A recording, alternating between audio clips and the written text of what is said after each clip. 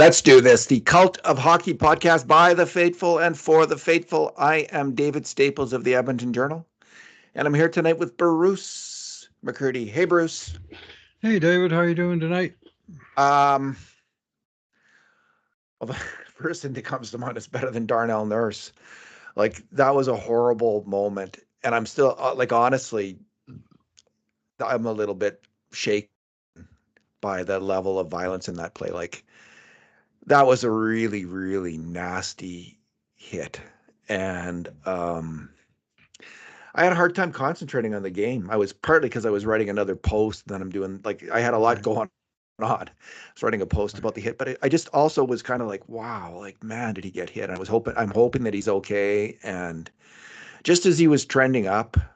Yeah, bad time, for sure. Yeah, just terrible. Just a terrible thing. And, kind of a relic play. What's that? Where it's a Rafi Torres special. Yeah, what's that? Something when there's something from the future in the past. There's a word for that, or in the past in the future. A literary term for that. Yeah. It's one of those anyway, Bruce. I can't remember it off the throwback. Yeah. Anyway, I'll think of it in a second. Anyway, Bruce, this is our Two Good Things, Two Bad Things, Two Numbers podcast about Edmonton's 4-3 overtime loss at the hands of the Toronto Maple Leafs. Bruce, what's your good thing? Well, I'm going to go with a rare thing we haven't much praised so far this year, Edmonton's penalty kill. Which in this game killed off 4 penalties, and including a 57-second 3-on-5 that seemed like it might be a turning point in Edmonton's favor in the second period. This was after the vaunted Edmonton power play failed to score and mustered just 2 shots in 5 minutes with during the Ryan Reeves deserved match penalty that he got. And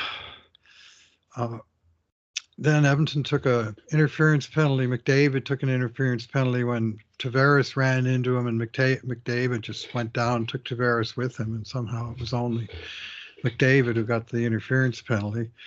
So they got a minute through that, and then Ekholm drilled a guy, Matthew Nyes, gave him a cross check and pushed him into the net. Nyes made a meal out of it, and the ref called that.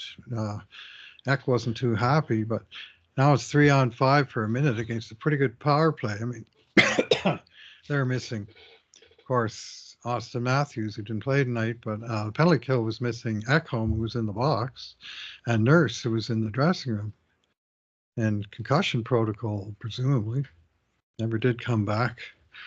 And so here they are with the 3-on-5, and they're down to sort of Brett Kulak and Ty Emberson as their first pairing, and then Brett Kulak and Troy Stetcher as their second pairing.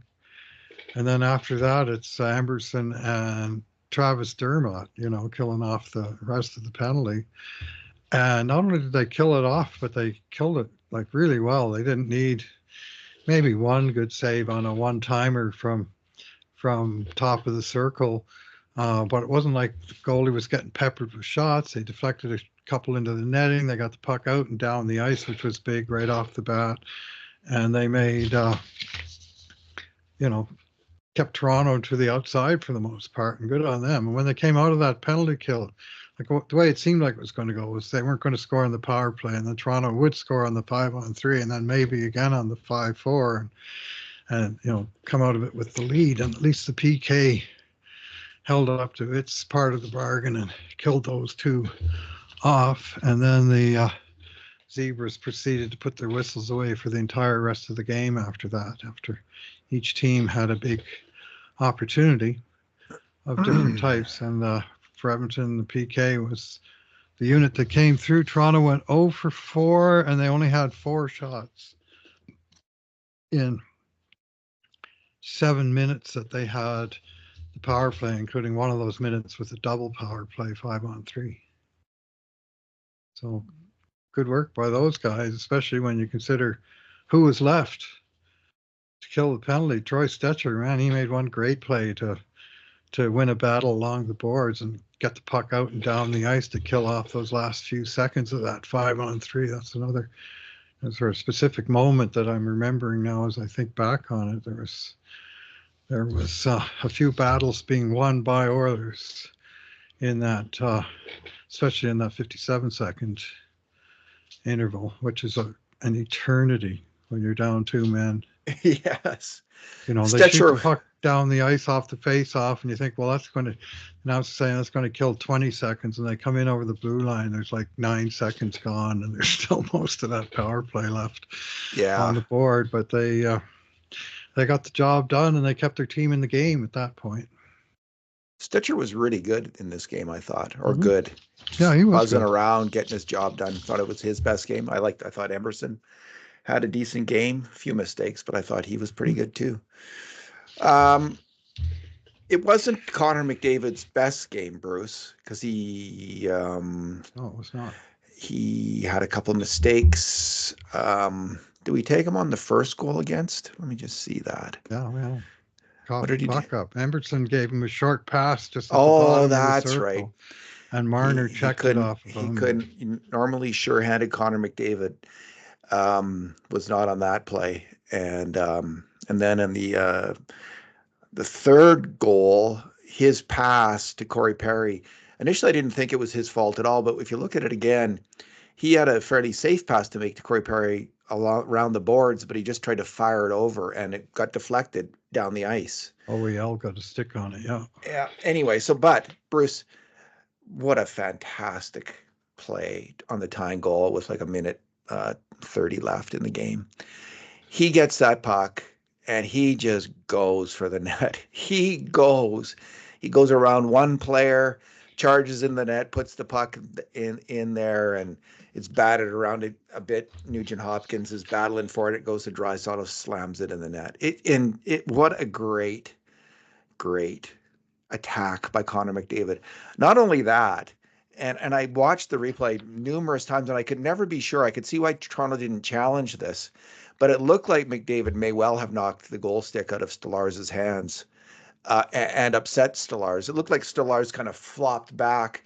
Now, it could have been a goalie anticipating a goal and trying to make it look like there was goalie interference on the play. I don't know if goalies would be sharp enough to do that, or if that's too risky a thing to do.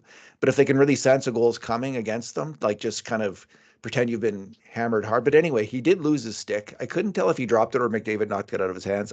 I think though that McDavid did make contact. Anyway, he was up. He looked like he was out of sorts during the play, and then Draisaitl slammed it in. Great play by Connor McDavid.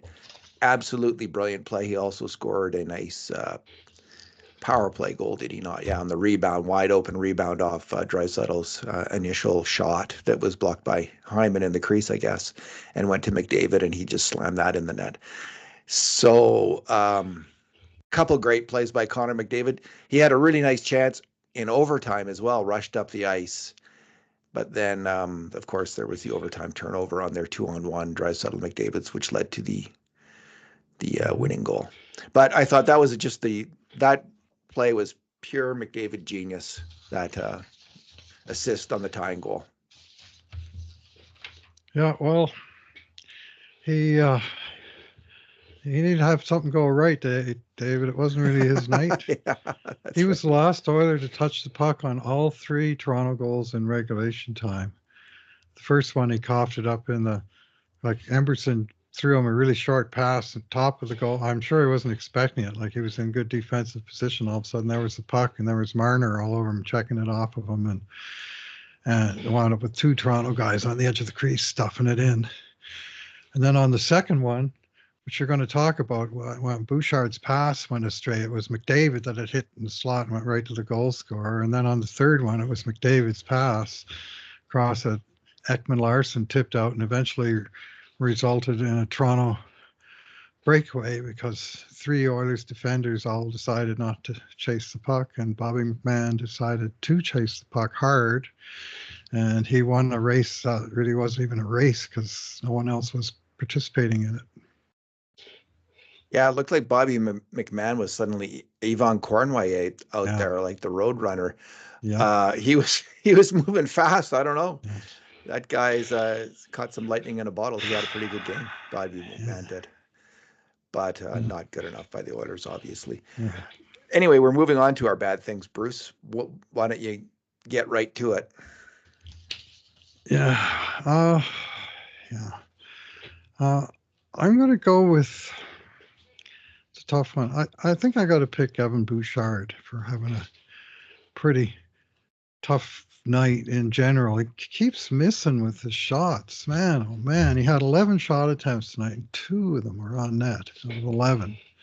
Wow. And, his best chance in the third period, Draisaitl set him up perfectly for a full slap shot from the top of the circles and missed the net. I mean, hit the freaking net, guys. It was happening over and over tonight.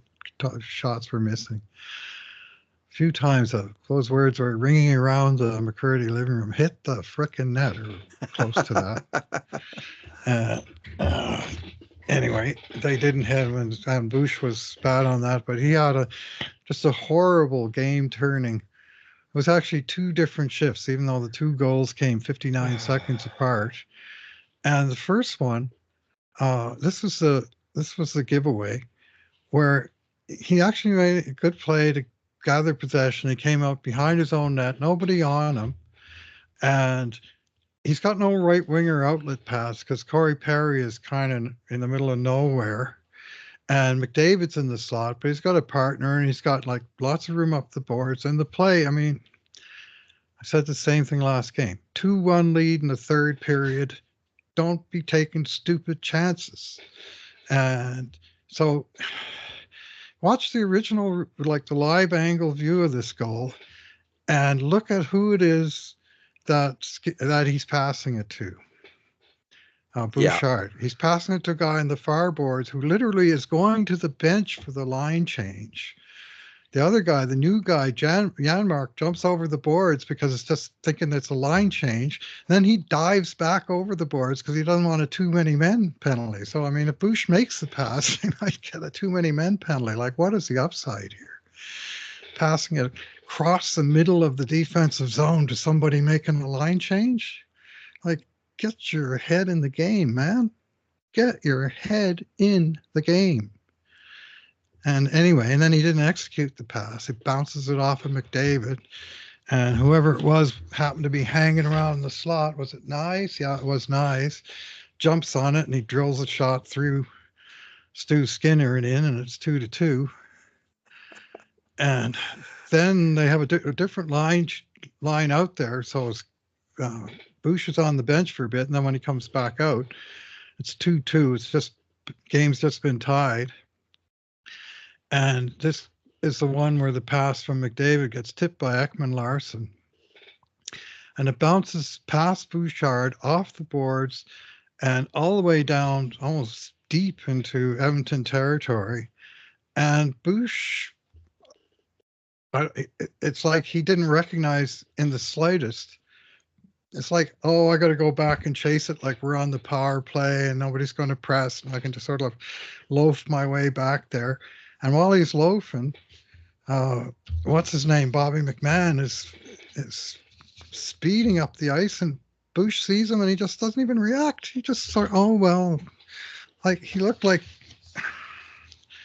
he was like as old as he looks. Like he Looked was like Mike 68 Tyson. years old chasing that. Like he's my age chasing that puck down the ice. And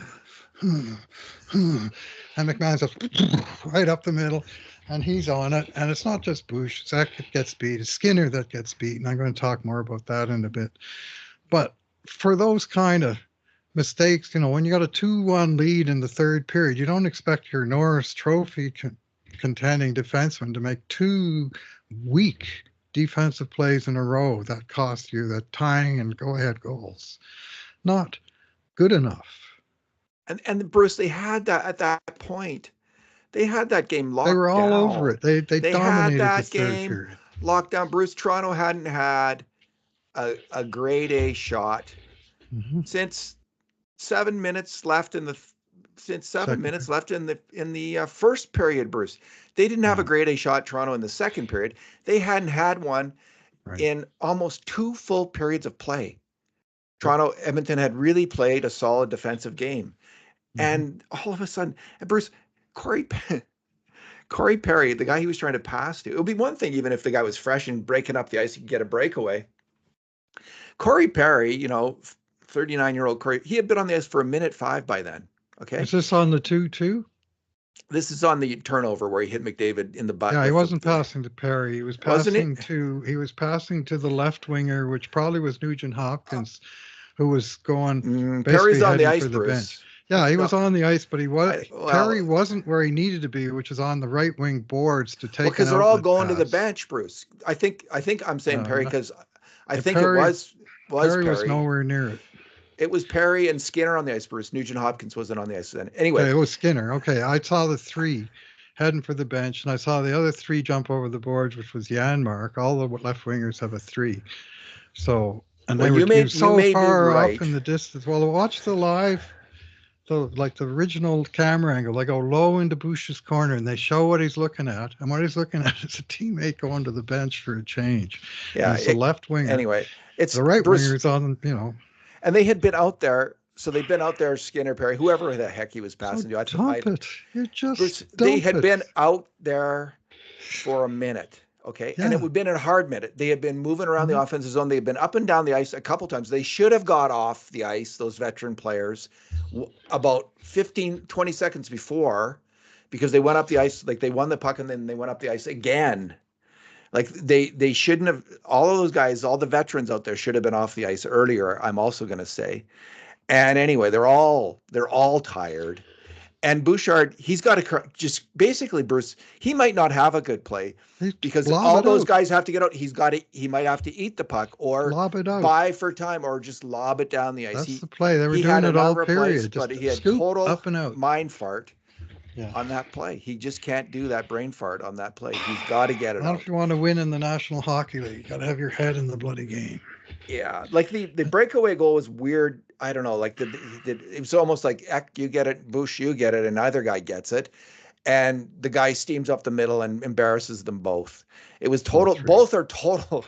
Honestly, Bruce, these are both total beer league plays. Like this is beer league level thinking from Evan Bouchard and Matthias Ekholm on that goal, and from Bouchard on the first one. This is the kind of thing you see all the time in people who can't play hockey. They make stupid mistakes like that. And for an NHL hockey player, well, a cerebral player like Bouchard, you know, because he makes his living with his head. He's a smart player, but every once in a while he makes a bonehead play, and that was one. He tried to make something out of nothing. And all period they were doing, any kind of forechecking pressure, and they just scoop it up and out into the neutral zone. The clock's your friend, right? You need to make a change, you scoop it up and out of the neutral zone. Bush can make that play in his sleep. He's really good at it, but you got to do it. Rather try and do something that's not there and fire it into your own slot. Initially, I was thinking, okay, this is the price you pay for a guy who makes untold number of excellent stretch passes, and he's just now and then he's going to have a play like this. Right. Now and then this is going to happen, but it's the situation. This is so bad. He cannot make that kind of risky, lame, and it was a lame pass too. He can't make that kind of risky pass though, protecting a 2-1 lead with tired players on the ice. That's why I went back and checked to see who he was passing to. I wanted to make sure that no one had switched onto the ice from that tired group of forwards that maybe would have justified it. Like if there was some fresh guy breaking out, you could think, okay, that might lead to something. But even if he hits Corey Perry or Jeff Skinner, whoever it was, with that pass, that player's so dead tired. Those guys were dog tired then. They couldn't have done anything with it. They couldn't have done anything with it. So it was just maybe the worst play of the season for Evan Bouchard. Scoop it up and out. Like Perry wasn't along the boards on the right wing because he was probably thinking line change too. So he was out of the play. And the play that he tried was cross ice to the left winger, and he hit the center, who was more or less where he should be, and the puck didn't bounce favorably. And it's tough because your forwards are changing off. Maybe they shouldn't be. Maybe But he's got to Oh, take command they, of the play. He's got to go behind the net or pass to his partner or just, as you say, lob it out if you can do that. He's got to take command and make a good decision and suck it up and make that play as a Team Canada hopeful defenseman. Man, that was not good. yeah, We agree on that bad thing. What's my bad thing, Bruce? I forget now. the hit. Oh yeah, jeez. Yeah, the hit. So let's see. There was it's just I don't know. So I think it's fair to say, Bruce, that two things can be if we're going to be completely if I'm going to be completely honest about this play, two things can be true at once. That was an ugly illegal hit by a player who was trying like and like all the play. Well, you don't know what's in Reeves' mind. You don't know what Reeves was thinking. He was thinking, I'm going to take as big a pound of flesh. We can judge from his actions. You can judge intent from what you see. And I know hockey happens fast. He's just going to I'm going to hammer that guy like a Mike Tyson punch from 30 years ago. And not a Netflix punch, but a real punch. And I'm going to obliterate him. I'm going to hit him. And this is his job. This is why Ryan Reeves is in the team. He was doing his job, and he's out there to hurt someone, and he did. So he had his mission accomplished. But it was an ugly, illegal, nasty play. And the sad thing is, even if he gets 5 or 10 games for it, it doesn't matter because he's a useless hockey player. Like he doesn't add anything to the game. He's just there to level that kind of hit, and he did it. Good for you, Toronto. Like, glad you have a player on your team like that. Anyway, so that's part of the truth is that Reeves is to blame. He set out to punish with his heart and illegal a hit if necessary as he could, and he did it. The other truth is Darnell Nurse was coming around the net, and he did need to try to avoid that. He needed to have his head up, protect himself, and not get hit like that. So, he needed a teammate to give him the heads up. I mean, you got to think out I of agree, all the Bruce. NHL players, how many guys would have taken a run at Darnell Nurse coming up behind his own? Like, he's probably pretty used to coming around his own net and not having somebody take a run at him. But you got to be aware of who all is out there. And Ryan Reeves backs down from nobody. Never has. Yeah. And if Nurse just gets drilled with a big clean check there, hey, he probably had it coming. But what he doesn't have coming is a guy slamming his shoulder cap right into his chops. I completely agree. That's going to be a big suspension. But so Skinner, I don't know if Skinner did you hear him say anything? Because Skinner should have had an eye on that and yelled. I agree. Like, you need your goalie. I'd have to go back to listen to the soundtrack and hear if anybody gave or him the heads or up your partner or someone someone heads on up. The ice. That was charging. Like, among the many offensives there, that was charging. He comes running from the blue line in fast as he can. And again, it was an appalling hit. And kind of Paul Bizanet was kind of defending it, and Luke Gazdic was kind of attacking Reeves for leveling it. And I didn't really know what Botterill's point was. Like, she said it was a dirty hit. Well, did she say it clearly? Yeah. I didn't hear her say a dirty hit. She hit him with her shoulder pad in the head, and it was. We'll call it a dirty suspension. She said it was a clear suspension. Well, she said it could be away from it. He could be. He said she'd be responsible for it. Anyway, I thought she should have spoken more clearly. And Bissonnette, like, they were all kind of on some level. Gazdic was on it. Yeah, Luke did pretty well there. Yeah. So, my other point that I would make to Darnell Nurse, and if I was the Oilers trainer or management or the one writing the checks or whoever, I would say this: fasten your goddamn chin strap. You're going to have the big chin strap hanging down like this, and then you get hit in the head and the thing flies back. Tighten it and clip it and keep your helmet where it belongs. I don't care how cool it doesn't look. Snap it up. Keep it on. Your helmet comes off during play. You have to skate to the bench. I mean, we had a game a couple of years ago where Oilers lost a game because Nurse had to leave the play because his helmet wasn't snapped up. Still hasn't learned. I don't have Maybe any learn something tonight comment if he remembers anything about on that. I don't know why a player wouldn't have his chin it. strap No, tight. it's insane. Jason I Arnott don't used to drive me nuts. He I used don't to know. trip It's on his friggin' chin strap. He'd skate on it. It was hanging down on the ice. anyway, I'm not I sure am how much exaggerating that slightly, but came into play in it terms of didn't him help. getting. It probably didn't help. I will give you that. I don't know if it hurt much, but I don't have a comment other than like I don't know why you wouldn't have your helmet on tightly and Yeah. like listen, man. I think they should be playing with net guards too. Like I just Yep. they should Yeah. should be taking proper precautions out there and They're working on better some of tech the for that, but it scares me, the stuff with the neck. You see what happened with Dylan Holloway here a week or two ago, and they're yeah he got just a stopping the shot. play and carrying the guy from the bench to the dressing room on a stretcher and then in an ambulance. Anyway, So someone it's a dangerous game is what it amounts to. Oilers fan Rob Soria noted, sorry, but no one going at Reeves after that is unacceptable, was his comment. There wasn't a lot of time or opportunity to kind of go after Reeves Reeves. was in the box and Yeah, the refs gone. immediately surrounded him and then they kicked him out of the game. So no, I don't know. Like, and then it's also like, okay, who are you going to send after Ryan That's Reeves? going And to to be what my next question. and to what purpose? To go get beat up? On the Like second guy getting his head taken off. like he's just an old school thug. Like he's an old school goon. Bruce is what he is. He's a goon hockey player. So, and I mean that is in the worst possible way. But why would you fight him? Like what does that serve unless you have your own goon on your team, which the Oilers don't. There's just no. You're gonna have. Let me guess.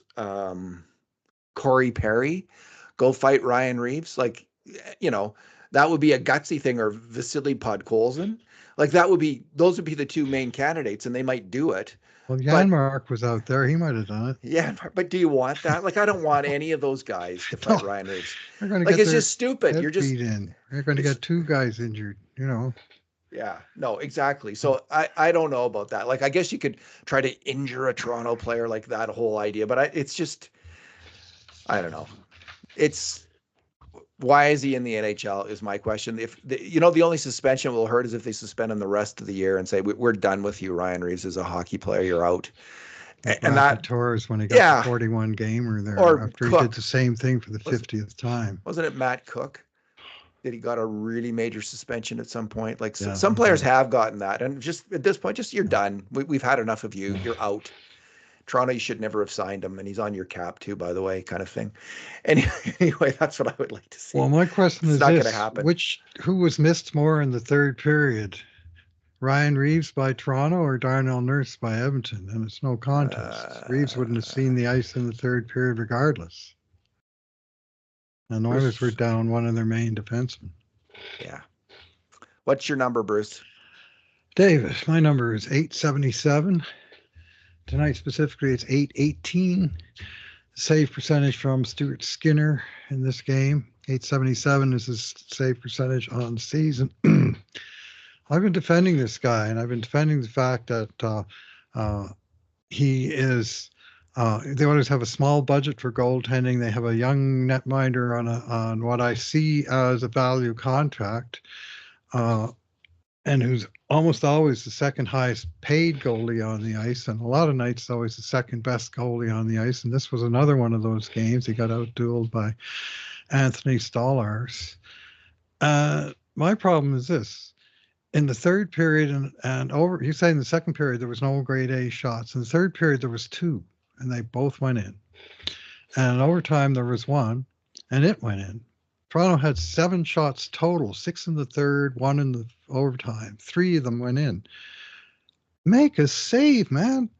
Make a save. Like sometime one of these shots, stop it. The 2-2, sure, it was a turnover, and the guy slammed a quick shot from the slot, basically right through Skinner along the ice and 1.5 feet inside the post. It's not like he picked the corner, he just hammered it right through him. On the 3-2, the one where we were hammering on Ekholm and Bouchard for not chasing it. Maybe they thought it was Skinner's puck. And if you look at the replay, by the time Bobby McMahon catches up to the puck, it's literally at the hash mark between the face-off circles, the higher hash mark, but maybe 15 feet above the crease. And McMahon skated, 150 feet?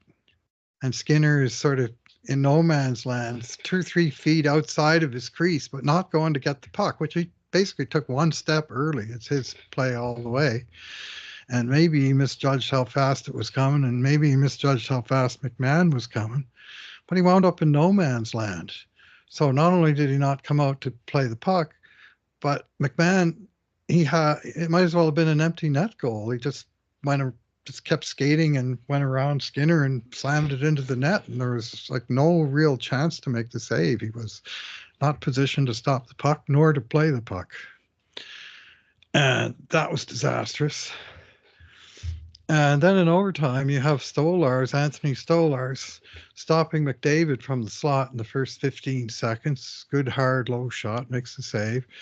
And then you have the second rush with McDavid and Draisaitl, and Draisaitl tries to feed McDavid. Marner makes a great play to intercept it, and he comes rushing up the ice with the two Oilers trapped behind the play, and it's 2-on-1. But he comes in on the right side, and he never makes a move as if to pass it. He pushes the puck a little bit to his right, so a little further angle, and Skinner bites hard. Watch the replay.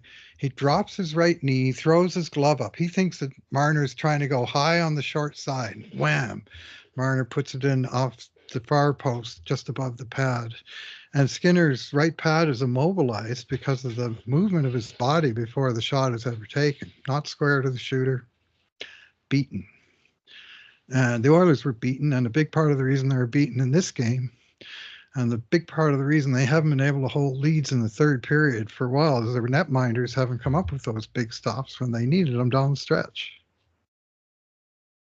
Yeah, Bruce, it was he needed to make a big save, and I think the either would have been good. The breakaway, McMahon's breakaway, like he should have played He didn't that have puck. to make a save if he comes out to like say, watch the replay and see where the puck is when McMahon first touches it, and it's literally the top of the two hash marks, right in the middle between them. And he looks so awkward on trying to make the save too. Like he's not backing up. He's not sharp. He's off his game, and he's clearly off his confidence.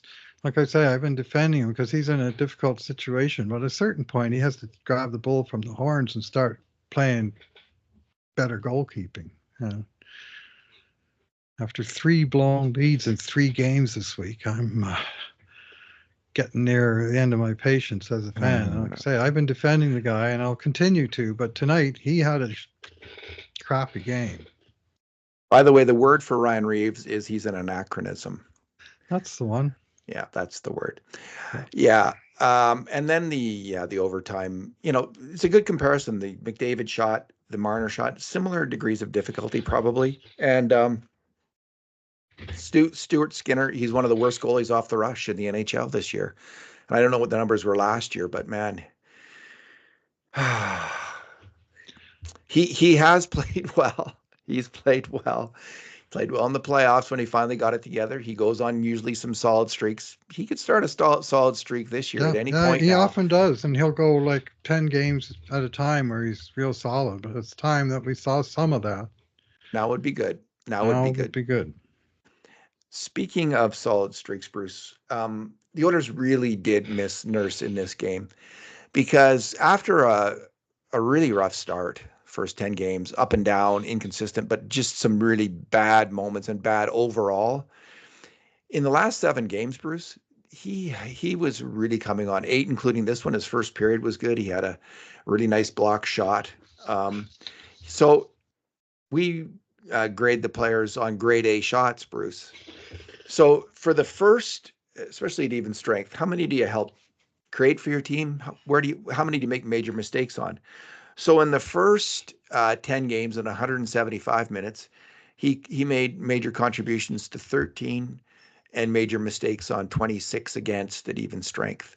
So I'll double the number of mistakes to contributions on grade A shots, which is not good enough for a defenseman. If they're even, they're really playing well in terms of this stat. If, they can be a little bit under too, and they're still playing pretty well. But 13, 426 against, that's not even close good enough.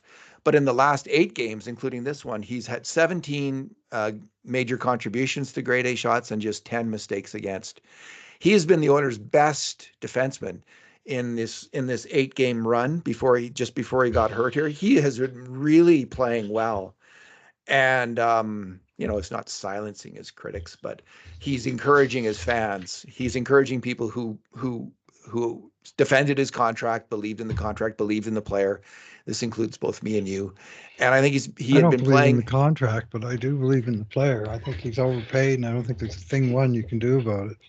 Well, at the time of the contract, I defended I'd rather be overpaid by $2 million than by $6 million. Yeah, yeah. At the time of the contract, I thought it was okay. So I'm not going to say I did anything but defend it. But I think he was playing really well, and it was great to see because, man, we needed that because it had been it wasn't just the start of this year that he was in, because of course it's the playoffs. He'd been terrible in the playoffs in a lot of big games.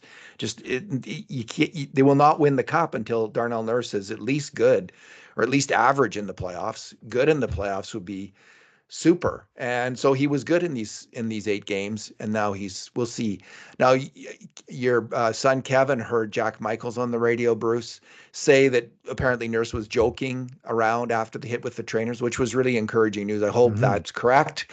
I hope that's solid info, and I hope it's indicative of just not kind of machismo after a big hit.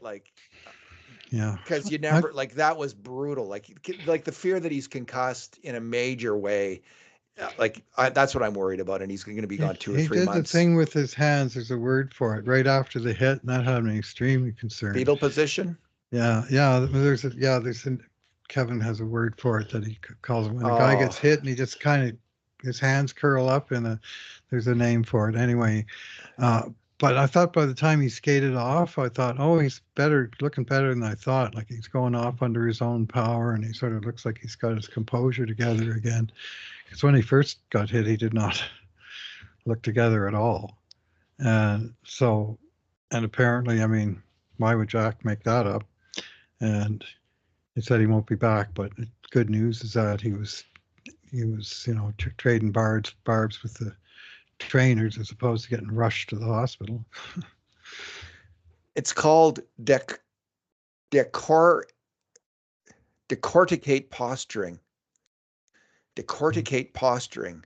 Curled hands and other abnormal posturing can be a symptom of brain damage or injury, such as concussion or traumatic brain injury. Okay. Decorticate posturing. Anyway, there may have been a moment of that, right? Hopefully he's okay. Hopefully he's not hurt, and it's just precaution that he sat out, which is probably a wise precaution. It's also called deceberate. There's another word for it, deceberate posturing. So it could be one of the others. I'm not a doctor here, Bruce. Obviously, I'm an internet. I can look things up on the internet. That's about it.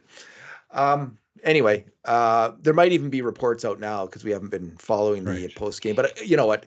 It is probably premature to know. They probably need to wait till tomorrow, and to see how he's doing then, and see. Yeah, he might be pretty sore. That guy for any length of time, just because the defense is just not that deep. Well, who would they call up? I guess they got Cam Dineen. Josh Brown.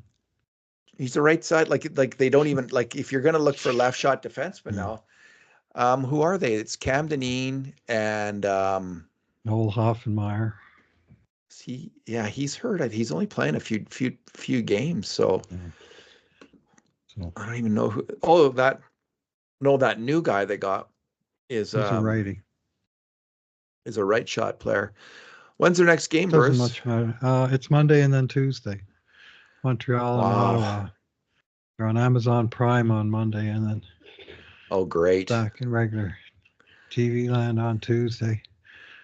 So the misery of Amazon Prime. One thing that I hear people talking about Amazon Prime. What a good job they do. Blah blah blah. it doesn't, it's like watching the Tyson thing live. It doesn't track well. Like it's constantly rebooting as you're watching it. You get the wheel there. Like that's not like it's crap. Buffering. Buffering, that's the word. David's on a breakaway. Buffering. Buffering. Buffering.